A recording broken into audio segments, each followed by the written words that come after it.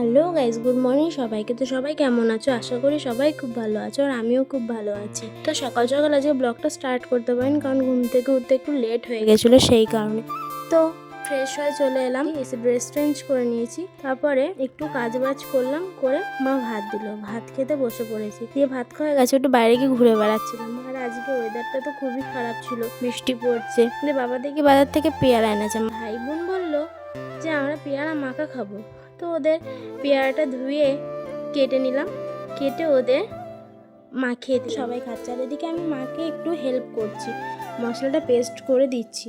দেওয়া হয়ে গেছে, এবার আমি ঘরে চলে গেলাম, একটু কাজ করে আসলাম। দিয়ে মায়ের রান্না হয়ে গেছে, ভাত খেতে দিল, ভাত খেয়ে নিচ্ছি। খাওয়া হয়ে গেছে, এবার থালা বাসনগুলো মেজে নিচ্ছি। মাজা হয়ে গেছে, দিয়ে চান করে ঘরে চলে আসলাম, রেডি হয়ে নিয়েছি, এবার পড়াতে চলে যাচ্ছি। তখন দুপুর 3টে বাজে। দিয়ে চলে আসলাম পড়াতে, পড়ানো হয়ে গেছে। যখন বাড়ি যাচ্ছি বিকাল 5:30, বাড়ি চলে যাচ্ছি।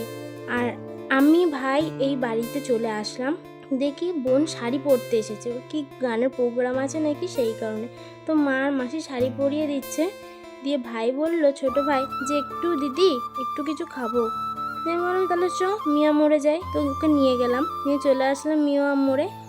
দিয়ে ভাই যা যা খাবে কিনে দিলাম, কিনে নিয়ে চলে আসলাম বাড়িতে।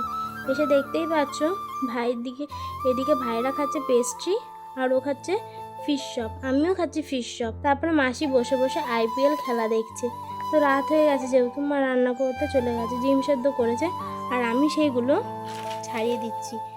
ছাড়ানো হয়ে গেছে, সবাইকে একটা করে দিয়ে দিয়েছি। রাত যখন 10টা বাজে, মা ভাত খেতে দিল, ভাত খেতে বসে পড়েছি। খাওয়া হয়ে গেছে, দিয়ে বাসনগুলো মাজতে চলে এলাম, মাজা হয়ে গেছে। তো এবার ফ্রেশ হয়ে ঘরে চলে আসলাম। তো আজকের ভিডিওটা এইটুকুনি। যদি তোমাদের ভালো লাগে আমার ভিডিও, তাহলে তোমরা প্লিজ একটু সাপোর্ট করো, লাইক কমেন্ট শেয়ার করে দিও। তো টাটা, আবার দেখা হবে পরের দিন।